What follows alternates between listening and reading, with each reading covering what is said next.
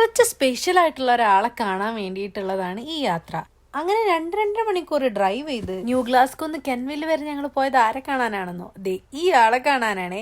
ഏറ്റവും സ്പെഷ്യൽ ആയിട്ടുള്ള ആള് പുറത്തു വന്നിട്ടില്ല. ഞങ്ങൾ എല്ലാവരും നല്ല എക്സൈറ്റഡ് ആയിട്ട് വെയിറ്റിംഗിലാണ്.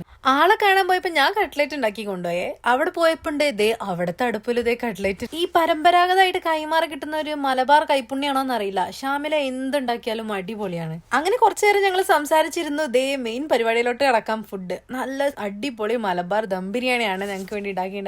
ബിരിയാണി മാത്രമല്ല, മട്ടൺ റോസ്റ്റും കൂടി ഉണ്ടായിരുന്നു. അൺഎക്സ്പെക്ടഡ് ആയിട്ട് നമ്മുടെ ജീവിതത്തിലേക്ക് കുറച്ച് ആൾക്കാർ കടന്നു വരും. അതിലൊരു നല്ല ശതമാനം പേരും നല്ല രീതിയിൽ ബാക്കിൽ നിന്ന് പണിത് ബാക്ക് സ്റ്റാബ് ചെയ്ത് നമ്മളെ കൂടെ നിന്ന് കുതുകാല് വെട്ടി പോയിട്ടുള്ള ആൾക്കാരില്ലേ. എന്നാൽ അങ്ങനത്തെ ആൾക്കാർ മാത്രമല്ല, ഇതുപോലെ നമ്മളെ ജഡ്ജ്മെന്റിലല്ലാതെ സ്നേഹിക്കാനും എന്നും കൂടെ നിൽക്കാനൊക്കെ പറ്റുന്ന ആൾക്കാരുണ്ട് ഈ ലോകത്തില്. അങ്ങനെ ഞാൻ കണ്ടിട്ടുള്ള നല്ല മനസ്സുള്ള 2 ആൾക്കാരാണ് അവര്. നിർത്തിക്കൊണ്ട് പൊക്കി പറഞ്ഞതല്ല, ഞാൻ കാര്യമായിട്ട് പറഞ്ഞതാ. എന്തായാലും അത്രയൊക്കെ ഉള്ളൂ. നെക്സ്റ്റ് വീഡിയോയിൽ കാണുന്നവരെ ബൈ.